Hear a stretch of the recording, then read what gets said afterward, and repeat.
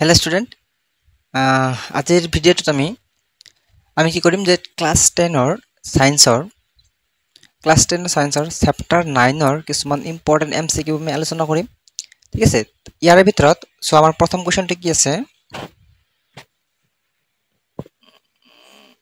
আমাৰ কোৱেশ্চনটো কি আছে একবাৰ পঢ়িছো একবাৰ যে যিবোৰ অংগৰ উৎপত্তি বেলেগ কিন্তু দেখাত একে যিবোৰ অংগৰ উৎপত্তি বেলেগ কিন্তু দেখাত একে এইবোৰ অংগ কি বুলি কোৱা হয় ওকে যিবোৰ অংগৰ উৎপত্তি বেলেগ কিন্তু দেখাত একে আৰু একে কাৰ্য সম্পন্ন কৰে সেইবোৰ হল চোৱা দুই ধৰণৰ অংগ আছে সমসংস্তৰ সমবৃত্তি মানে কি সম মানে একে বৃত্তি মানে হল কাম মানে কাম কি হ'ব তোমাৰ সেম হ'ব ওকে কাম কি হ'ব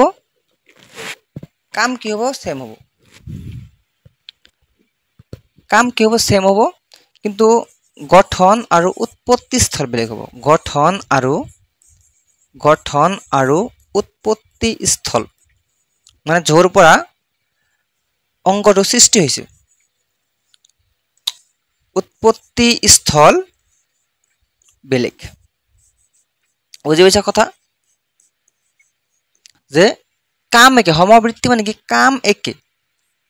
কাম একে গঠন আৰু উৎপত্তি স্থল বেলেগ গঠন আৰু উৎপত্তি স্থল কি আছে বেলেগ তেনেকুৱা অংগক কি বুলি কোৱা হয় সমবৃত্তি অংগ বুলি কোৱা হয় কৈছে যে তোমাৰ যিবোৰ অংগৰ উৎপত্তি বেলেগ কিন্তু দেখাত একে বা কাৰ্য একে কাৰ্য মানে সমবৃত্তি একে কাৰ্য মানে কি সমবৃত্তি একে কাৰ্য মানে কি হ'ব সমবৃত্তি হয়নে সমবৃত্তি অংগ সেইবিলাক অংগ কি বুলি কোৱা হ'ব সমবৃত্তি অংগ বুলি কোৱা হ'ব বুজি পাইছা কথা ইয়াৰ আনসাৰ কি হ'ব তেনেহলে সমবৃত্তি হ'ব ওকে ঠিক আছে এইটো হ'ব আনসাৰ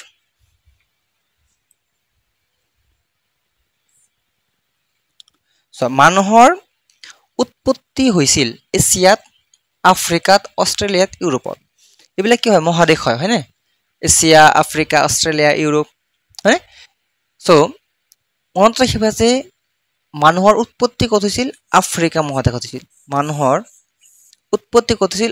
মহাদেশত হৈছিল হয়নে আৰু আমি কোনটো মহাদেশত থাকো এছিয়া হয়নে আমাৰ ভাৰতবৰ্ষ কোনটো মহাদেশৰ অন্তৰ্গত হয় এছিয়া মহাদেশৰ ওকে নেক্সট কোৱেশ্চন চাবা নেক্সট কোৱেশ্চনটো এবাৰ পঢ়িছোন নেক্সট কোৱেশ্চন আমাৰ কি দিছো জীৱৰ ক্ৰমবিকাশ মানে ইভলিউশন হয়নে জীৱৰ ক্ৰমবিকাশ প্ৰক্ৰিয়াত যি প্ৰক্ৰিয়াৰ দ্বাৰা কোনো এটা প্ৰজাতিৰ জীৱসমূহৰ চাৰিত্ৰিক বৈশিষ্ট্যসমূহৰ বিভিন্ন কাৰকৰ প্ৰভাৱৰ ফলত পৰিৱৰ্তন ঘটি নতুন চাৰিত্ৰিক বৈশিষ্ট্য সম্পন্ন জীৱৰ উৎপন্ন হয় এই লাইনটো চোৱা নতুন চাৰিত্ৰিক বৈশিষ্ট্য সম্পন্ন জীৱৰ উৎপত্তি হয় নতুন চাৰিত্ৰিক বৈশিষ্ট্য সম্পন্ন জীৱৰ উৎপত্তি হয় সেই প্ৰক্ৰিয়াক কি বুলি কোৱা হয় যে প্ৰজাতিকৰণ ক্ৰমবিকাশ ইভলিউশন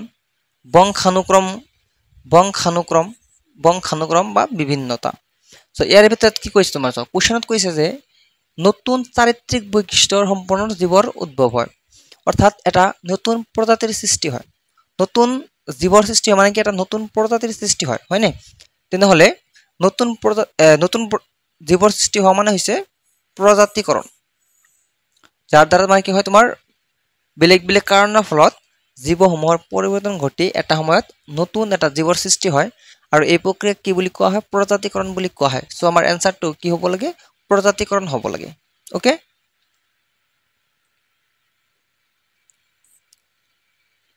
নেক্সট কোৱেশ্চন চাবা যদি জিনীয় গাঁথনি ওখ টল হয়নে টিটি আৰু চাপৰ স্মল টি যুক্ত গছৰ মাজত সংকৰণ ঘটোৱা হয় যদি জিনীয় গাঁথনি ওখ আৰু চাপৰ যুক্ত গছৰ মাজত সংকৰণ ঘটোৱা হয় পিছৰটো অপত্য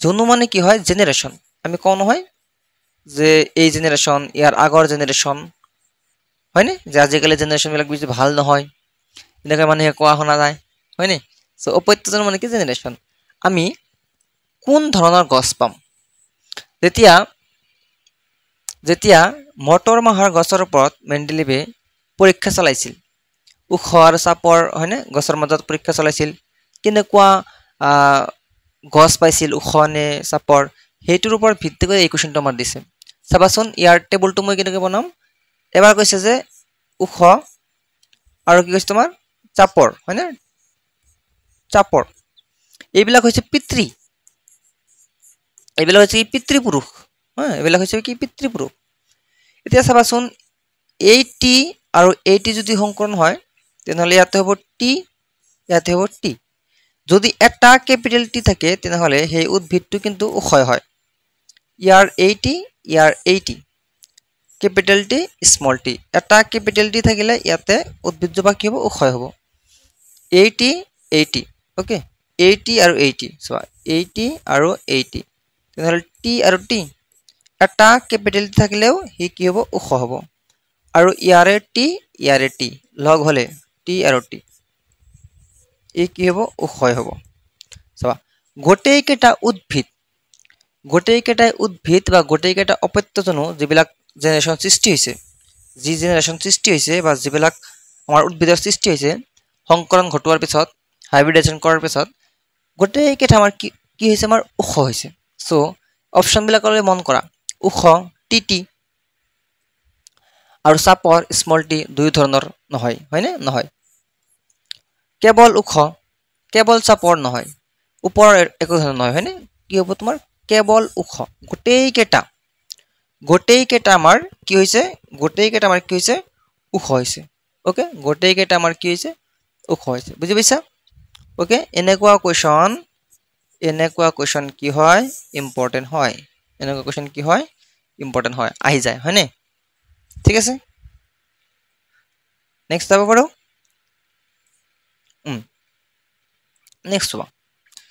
নেক্সট আমাৰ কৈছে যে সমসংস্থ অংগৰ এটা উদাহৰণ হ'ল সমসংস্থ অংগ মানে কি হয় কোৱা সমসংস্থ সমবৃত্তি আচ্ছা দুটা অংগ আছে দুই ধৰণৰ আছে সমসংস্থ আৰু কি আছে সমবৃত্তি সমান বৃত্তি মানে কাম একে সমান বৃত্তি মানে কি কাম একে কাম যদি একে হয় তেনেহ'লে ইয়াৰ যিটো গঠন হ'ব আৰু য'ৰ পৰা উৎপত্তি হৈছে অংগটো য'ৰ পৰা উৎপত্তি হৈছে তাক কোৱা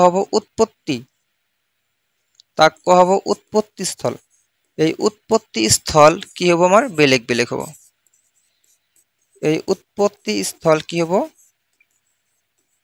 বেলেগ বেলেগ হ'ব এইটো হৈছে তোমাৰ সমবৃত্তিৰ এইটো হৈছে কি সমবৃত্তিত আৰু যদি কোৱা হয় সমসংস্থ তেনেহ'লে গঠন আৰু উৎপত্তি স্থল মানে য'ৰে পৰা অংগটো উৎপত্তি হৈছে উৎপত্তি স্থল একে গঠন আৰু উৎপত্তি স্থল একে আৰু কাৰ্য বেলেগ বেলেগ আৰু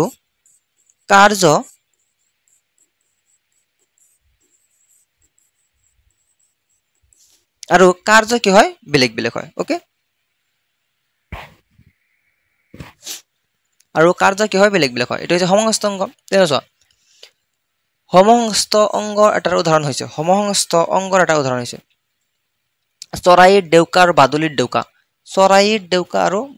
ডেউকা দুটা প্ৰাণীৰে চৰাইৰ ডেউকা আৰু বাদুলিৰ ডেউকা মানে কি পাখি হয়নে একে জাগাৰ পৰা উৎপত্তি হৈছে নে একবাৰ ভাবি চোৱা পখিলাৰ পাখি আৰু বাদুলিৰ ডেউকা একে ঠাইৰ পৰা উৎপত্তি হৈছে নে পাৰৰ পাখি আৰু মানুহৰ হাত একে ঠাইৰ পৰা উৎপত্তি হৈছে নে আৰু ইহঁতৰ কাৰ্য বেলেগ বেলেগ নে ভাট চৰাইৰ পাখি আৰু মৌমাখিৰ পাখি ইহঁতৰ উৎপত্তি স্থল একেই আৰু কাৰ্য বেলেগ বেলেগ হয় নে চোৱা ইয়াৰে ভিতৰত কোনটো অপশ্যনৰ এনেকুৱা লাগি আছে যে উৎপত্তি স্থল একেটাই হয় কিন্তু কাৰ্য বেলেগ বেলেগ হয় কোনটো লাগি আছে এনেকুৱা চোৱাচোন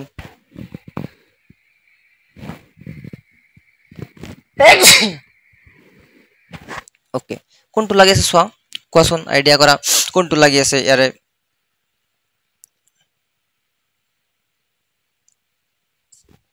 কোৱা, আইডিয়া কৰা। এটা বস্তু চোৱা, এই যিটো পাৰ আছে, এই যিটো পাৰ আছে, এই পাৰ আৰু মানুহৰ হাত, পাৰ আৰু মানুহৰ হাত, এইটোতে লক্ষ্য কৰা যে মানুহৰ হাতখিনিও চাবা ইয়াৰে পৰা সৃষ্টি হৈছে, ইয়াৰে পৰা সৃষ্টি হৈছে নে, ইয়াৰে পৰা, আৰু আৰু মানুহৰ হাত ইয়াৰে পৰা সৃষ্টি হৈছে, আৰু পাৰৰ যিটো পাখি আছে ইয়াৰে পৰা সৃষ্টি হৈছে। কিন্তু আমি হাত উৰাৰ কাৰণে ব্যৱহাৰ কৰি আছো নেকি? নহয়, হয়নে? আমি উৰাৰ কাৰণে হাত ব্যৱহাৰ কৰা নাই, কিন্তু পাৰই উৰাৰ কাৰণে হাত ব্যৱহাৰ কৰিছে, উৰিবলৈ ব্যৱহাৰ কৰিছে। গতিকে পাৰ উৰিবলৈ ব্যৱহাৰ কৰিছে, কিন্তু মানুহ আমি দৈনন্দিন জীৱনত বহুতো বেলেগ বেলেগ কাম কৰিবলৈ হাতখন ব্যৱহাৰ কৰোঁ, হয়নে? চ' ইয়াৰ এনচাৰটো আমাৰ হ'ব পাৰৰ পাখি আৰু মানুহৰ হাত। মানে ইয়াৰ উৎপত্তি স্থলটো তোমাৰ সেম হয়, কিন্তু কাৰ্যটো কি হয় তোমাৰ বেলেগ বেলেগ হয়। উৎপত্তি স্থল সেম হয়, কিন্তু কাৰ্যটো কি হয় বেলেগ বেলেগ হয়। গতিকে এনচাৰটো আমাৰ হ'ব লাগিব পাৰৰ পাখি আৰু মানুহৰ হাত। হ'ব,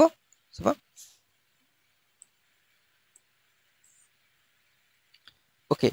নেক্সট চোৱা, তলৰ কোনযোৰ ক্ৰমজম, তলৰ কোনযোৰ ক্ৰমজম মানুহৰ সন্তানৰ ক্ষেত্ৰত পুৰুষ লিংগ নিৰ্ধাৰণ কৰিব? চোৱা, মানুহৰ দেহত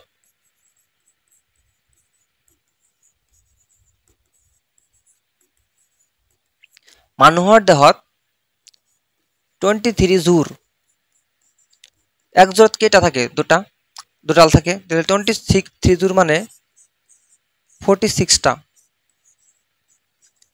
46টা কি থাকে? ক্ৰমজম থাকে। 46টা কি থাকে? ক্ৰমজম থাকে। ইয়াৰে ভিতৰত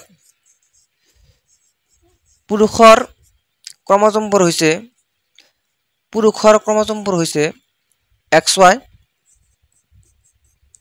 আৰু মহিলাৰ ক্ৰমজমবোৰ হৈছে XX। যিবোৰ ক্ৰমজমে কি কৰে,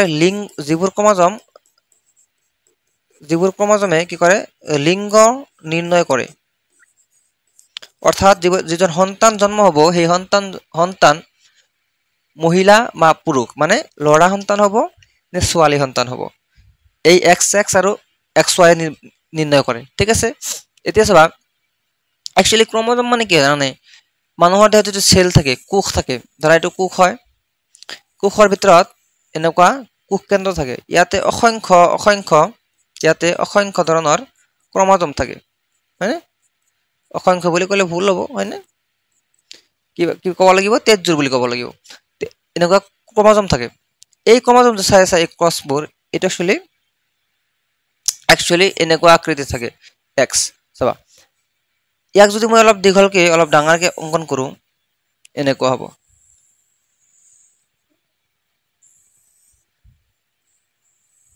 ঠিক আছে, এনেকুৱা হ'ব।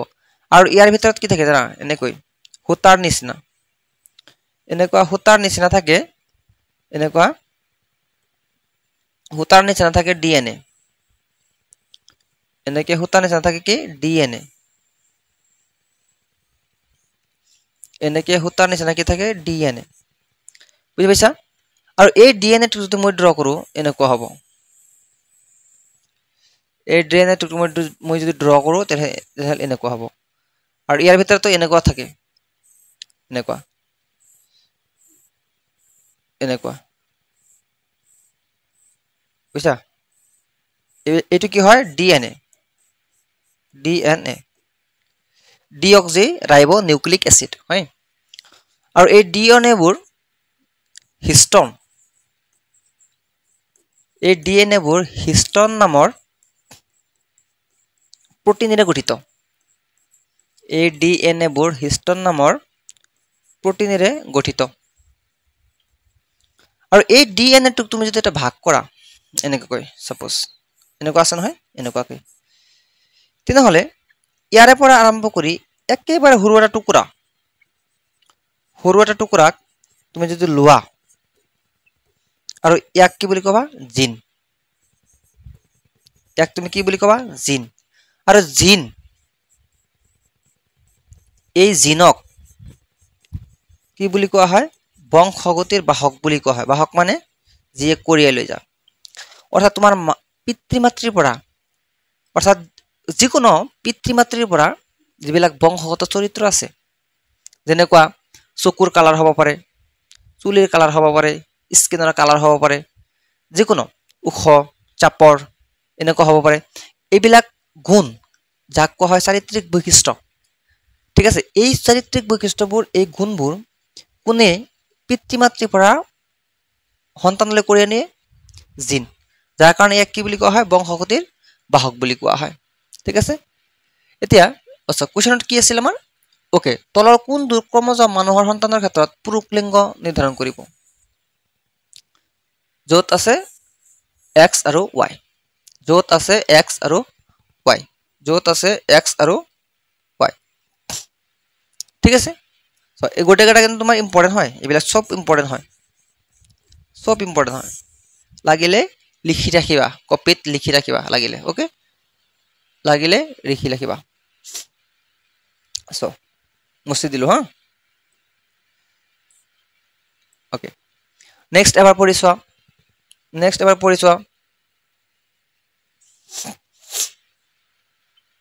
কি কৈছে নো আমাৰ কৈছে যে চোৱা তলত দিয়া সমবৃত্তিক অংগ বাছি উলিয়া সমবৃত্তিক বহুবাৰ কলো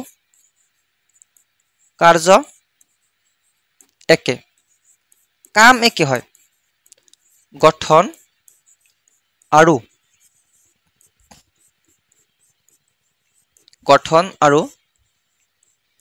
উৎপত্তি স্থল বেলেগ ওকে সমবৃত্তিক অংগ মানে কি কাৰ্য একে সম মানে সমান বৃত্তি মানে কাৰ্য সমান কাৰ্য মানে একে কাৰ্য বাছি উলিওৱা বাদুলিৰ পাখি চৰাইৰ ডেউকা চৰাইৰ পাখি বাদুলিৰ পাখি চৰাইৰ পাখি আৰু বাদুলিৰ পাখি মানুহৰ আঘাত সব বাদুলিৰ পাখিৰে উৰে মানুহৰ আঘাত বা হাত উৰে নেকি কামেকে নেকি নহয় চৰাইৰ পাখিৰে উৰি যায় ভেকুলীৰ আগঠেঙেৰে জঁপিয়াই যায় কামেকে নেকি নহয় ভেকুলীৰ আগঠেং জেঠীৰ আগঠেং ওকে ভেকুলীৰ আগঠেং আৰু জেঠীৰ আগঠেং বা বাদুলিৰ পাখি আৰু চৰাইৰ পাখি এই দুটাৰ ভিতৰত তেনেহ'লে আনসাৰ হ'ব এতিয়া চোৱা সমবৃত্তিক মানে কি কাম একে বাদুলিৰ পাখিৰেও উৰে চৰাইৰ পাখিৰেও উৰে কিন্তু বাদুলিৰ পাখি আৰু চৰাইৰ পাখিৰ তোমাৰ কি হয় উৎপত্তি স্থল বেলেগ হয়নে চৰাইৰ পাখিৰ ইয়াৰ পৰা আৰম্ভ হয় আৰু বাদুলিটোৰ ইয়াৰ পৰা আৰম্ভ হয় সো আমাৰ এনসাৰটো হ'ব লাগে বাদুলিৰ পাখি আৰু চৰাইৰ পাখি ওকে মনত ৰাখিবা ইয়াৰ পৰা আহি যায় হয়নে এনেকুৱা কোৱেশ্যন বিলাক আমাৰ আহি যায় ওকে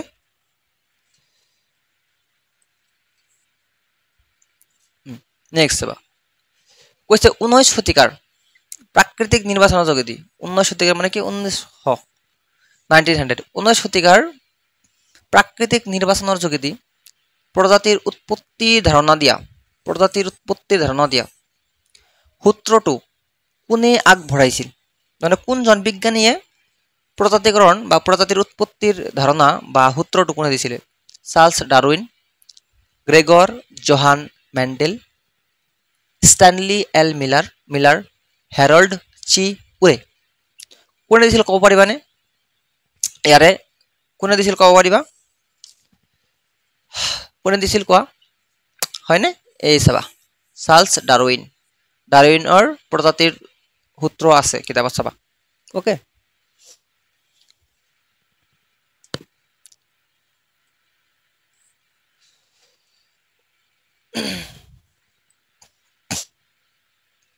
যেতিয়া নেক্সট কোৱেশ্যন যেতিয়া বিশুদ্ধ উষ মটৰমাহ টি বিশুদ্ধ উষ মটৰমাহ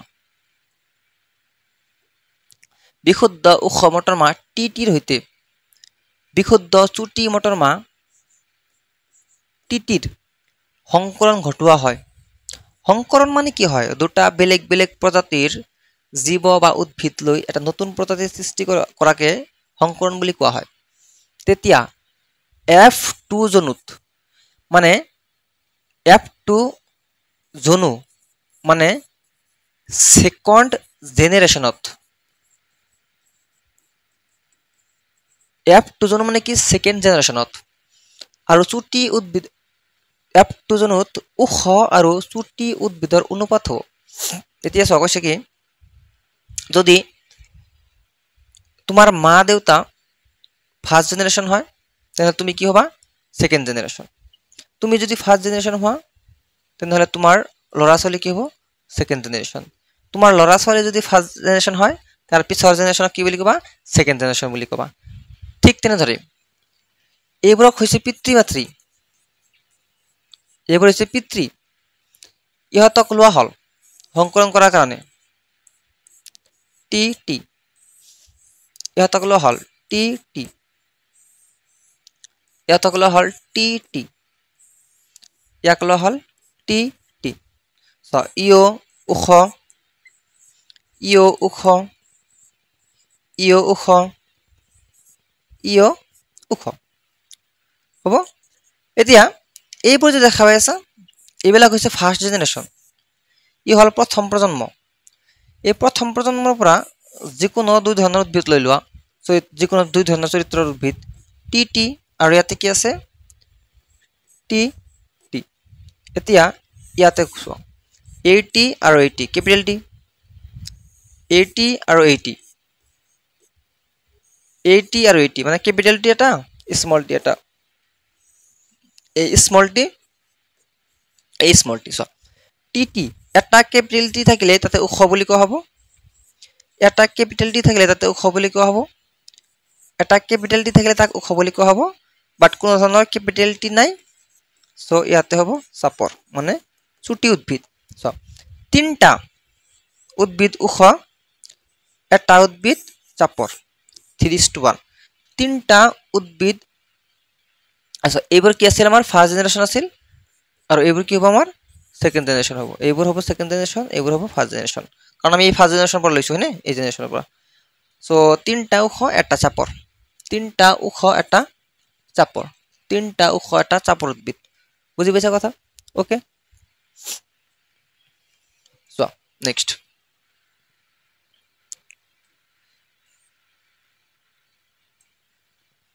ওকে মানুহৰ যোজন কোষত থকা লিংগৰ নিৰ্ণায়ক মানুহৰ যোজন কোষত থকা লিংগ নিৰ্ণায়ক ক্ৰমোজমৰ সংখ্যা হল এযোৰ দুযোৰ তিনযোৰ চাৰিযোৰ কি থাকে লিংগ নিৰ্ণায়ক ক্ৰমোজম XX বা XY XX বা XY তেনেহলে কি হ'ব কেইযোৰ থাকে একযোৰ হয়নে এটো হল মহিলাৰ ক্ষেত্ৰত এটো হল মহিলাৰ ক্ষেত্ৰত আৰু এটো হল পুৰুষৰ ক্ষেত্ৰত হয়নে এটো হল মহিলাৰ ক্ষেত্ৰত আৰু এটো হল পুৰুষৰ ক্ষেত্ৰত ওকে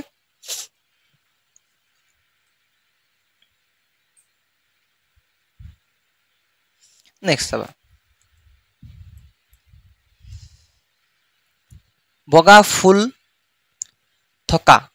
ফুল থকা মটৰৰ গছ বগা ফুল থকা মটৰৰ গছক ভিবি নাম দিছে আৰু বেঙুনীয়া ফুল থকা মটৰৰ গছক ক্যাপিটাল বি নাম দিছে মাজত যদি সংকৰণ ঘটোৱা হয় তেতিয়া F2 জনুত বেঙুনীয়া ভিভি ক্যাপিটাল ভিভি আৰু বগা স্মল ভিভি ফুলৰ অনুপাত হ'ব একে নহয় সেকেন্ড জেনাৰেশন ওলাব দিছে সো পিতৃ মাতৃ কোনবোৰ হ'ব স্মল ভি ক্যাপিটাল ভি ইহঁতক সংকৰণ ঘটোৱা সো ভি আৰু V capital V small V ইয়াতে স্মল ভি ইয়াতে স্মল ভি ইয়াতে ক্যাপিটাল ভি গতে ক্যাপিটাল ভি স্মল ভি ক্যাপিটালটো আগত লিখিলে ভাল হয় একো নহয় ক্যাপিটাল ভি ইয়াতে স্মল ভি স্মল ভি ইয়াতে স্মল ভি ক্যাপিটাল ভি মানে কি ক্যাপিটাল ভি এটা স্মল ভি এটা এনেকুৱা ধৰা এইবোৰ হ'ব এক নম্বৰ জেনাৰেশন প্ৰথম জেনাৰেশন এইবোৰ হ'ব কি ফাৰ্স্ট জেনাৰেশন ইয়াৰে ভিতৰত ফাৰ্ষ্ট জেনেৰেশ্যন লৈ যিকোনো দুটা উদ্ভিদ লোৱা, যিকোনো দুটা লোৱা, এইটো আৰু এইটো লোৱা, ভি আৰু ভি, ইয়াত আছে ভি আৰু ভি, একো নহয়, ইয়াৰ মাজত সংকলন ঘটাই দিয়া কেপিটেল ভি কেপিটেল ভি, ইয়াৰ মাজত সংকলন ঘটাই দিয়া কেপিটেল ভি স্মল ভি, এই দুটাৰ মাজত সংকলন ঘটাই দিয়া কেপিটেল ভি স্মল ভি, এই দুটাৰ মাজত সংকলন ঘটাই দিয়া স্মল ভি হ'ব। ইহঁত কি আছিলে? ফাৰ্ষ্ট জেনেৰেশ্যন আছিলে। ইহঁত আছিলে কি? First generation. আৰু ই কি হয়? Second generation. অ'কে, চাওঁ ই কি হ'ব? ওখ। ই কি হ'ব? ওখ। কেপিটেল ভি আছে নহয়, ওখ। ই কি আছে? স্মল আছে, গোটেইকেইটা স্মল আছে। চ' ই হ'ব চাপৰ। চ' তিনিটা ওখ আৰু এটা চাপৰ। তিনিটা ওখ আৰু কি এটা চাপৰ।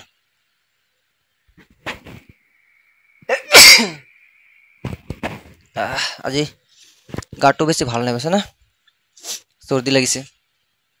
একো নাই দিয়া। চ' ক্ৰমজম। Okay, chromosome. এই কুৱেশ্যনটো, এই ক্ৰমজমৰ ওপৰত যিটো কুৱেশ্যন আছে আমাৰ, এই কুৱেশ্যনটো আমাৰ ভেৰি ভেৰি ইম্পৰ্টেণ্ট হয়। অ'কে, চোৱা ক্ৰমজমৰ বিষয়ে কি কি কৈছে, সেই অনুপাতে কোনটো শুদ্ধ হ'ব, কোনটো অশুদ্ধ হ'ব, সেইটো আমি নিৰ্ণয় কৰি এনচাৰটো ক'ব লাগিব। ক্ৰমজম দেশ মানে ক্ৰমজম হল কিবা হয়? পিতৃ মাতৃৰ পৰা বংশগত তথ্য পৰৱৰ্তী প্ৰজন্মলৈ লৈ যোৱা। ইয়াৰ কাম কি? কাৰ কাম হয়? জিন ক'ত থাকে? ডিএনএ ক'ত থাকে? ক্ৰমজমত। গতিকে এইটো শুদ্ধ হয়নে? জিনে কৰে বা ক্ৰমজমে কৰে, একে কথা। আৰু প্ৰাণীকোষৰ নিউক্লিয়াছৰ ভিতৰত অৱস্থিত সূতাৰ দৰে গঠন। প্ৰাণীকোষৰ, অ'কে, প্ৰাণীকোষ, ইয়াৰ নিউক্লিয়াছ মানে কেন্দ্ৰত এনেকুৱা সূতাৰ দৰে গঠন। তাৰপিছত মানুহৰ প্ৰজনন কোষত সদায় জোৰ হিচাপে থাকে। নহয়, ই নহয়। কোষ বিভাজন প্ৰক্ৰিয়াৰ লগত জড়িত। চ' কোষ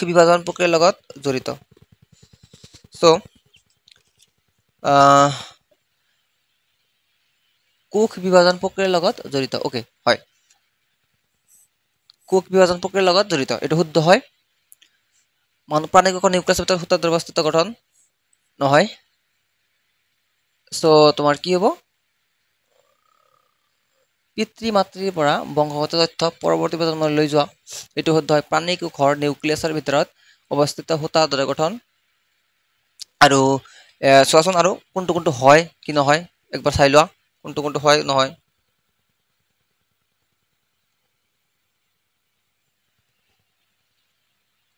কোষ বিভাজন প্ৰক্ৰিয়াৰ লগত জড়িত।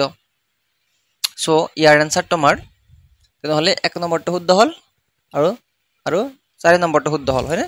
1 নম্বৰটো শুদ্ধ হ'ল আৰু কি হ'ল? 4 নম্বৰটো শুদ্ধ হ'ল। আৰু তোমাৰ কি হ'ব চোৱা, অ'কে, আচ্ছা, ই হ'ল প্ৰাণীকোষ, ই হ'ল নিউক্লিয়াছৰ কেন্দ্ৰত এনেকুৱা থাকে নহয়, সূতাৰ দৰে গঠন, চ' ই অশুদ্ধ হ'ব। কোষ বিভাজনত সহায় কৰে, কোষ বিভাজন প্ৰক্ৰিয়াৰ লগত জড়িত, ই অশুদ্ধ হ'ব। 1 number, 2 number, 4 number, 1 number, 2 number, 4 number. Okay, 1 number, 2 number আৰু 4 নম্বৰ শুদ্ধ হ'ব। বুজি পাইছা কথা? আৰু একবাৰ কৈ দিছোঁ চোৱা, বংশগত চৰিত্ৰ পিতৃ মাতৃৰ পৰা বংশগত তথ্য পৰৱৰ্তী প্ৰজন্মলৈ লৈ যোৱা, শুদ্ধ। প্ৰাণীকোষৰ নিউক্লিয়াছৰ ভিতৰত অৱস্থিত সূতাৰ দৰে গঠন, এইটো হ'ল কোষ, এইটো হ'ল কি? কোষ, চেল বা কোষ। ইয়াৰ ভিতৰত থাকে নিউক্লিয়াছ, এইটো হ'ল নিউক্লিয়াছৰ ভিতৰত এনেকুৱা সূতাৰ দৰে গঠন, এইটো শুদ্ধ হয়, ঠিকে আছে। মানুহৰ প্ৰজনন কোষত সদায় জোৰ হিচাপে থাকে নহয়, কোষ বিভাজন প্ৰক্ৰিয়াৰ লগত জড়িত হয়। এইটো এনচাৰ আমাৰ। অ'কে, চি 1, 2 আৰু 4।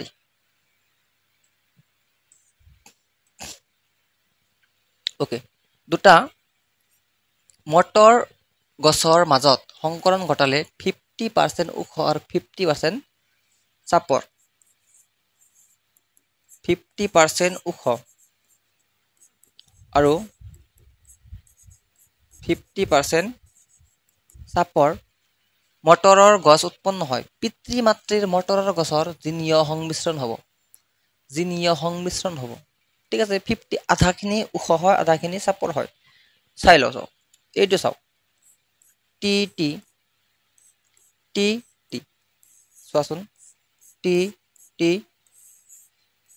টি টি এই দুটা কেপিটেল টি আছে এটা স্মল টি আছে এটা স্মল টি আছে স্মল টি আছে চোৱা ইয়াতে তোমাৰ কি হ'ল ওখ ওখ ওখ চাপৰ 50% নহল দেখোন নহয় নে 50% নহল 50% ওখ 50% চাপৰ নহল 2 নম্বৰত ট্ৰাই কৰো টি টি টি টি ইয়াৰ মাজত সংকলন ঘটালে হ'ব কেপিটেল টি ওখ ইয়াৰ মাজত হ'ব কেপিটেল টি স্মল টি ওখ ইয়াৰ মাজত হলে কেপিটেল টি ওখ ইয়াৰ মাজত হলে কেপিটেল টি স্মল টি ওখ সব কেইটা ওখ হল হয়নে গতি ই আনসার নহয় ই আনসার নহয় নেক্সট আৰু এটা ট্ৰাই কৰো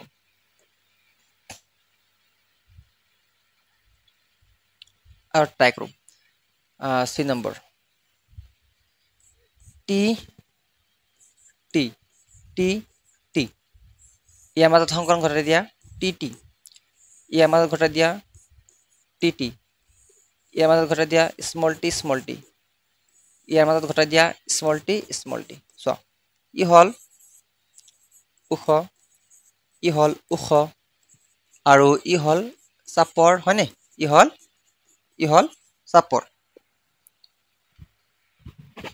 ই হল কি চাপৰ সো দুটা ওখ দুটা চাপৰ মানে কি 50% হয়নে দুটা ওখ আৰু দুটা চাপৰ 50% আছে গতিকে আমাৰ এনসাৰটো যেটো হ'ব লাগে ডি নম্বৰটো ট্ৰাই কৰা দৰকাৰ নাই অপচন নম্বৰ আমাৰ কি হ'ব সি হৈ যাব যে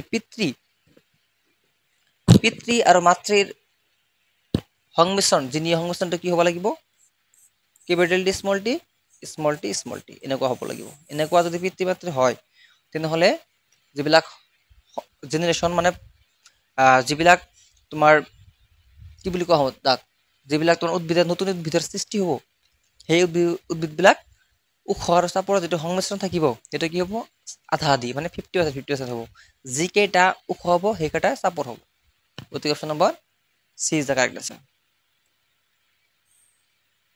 ওকে সো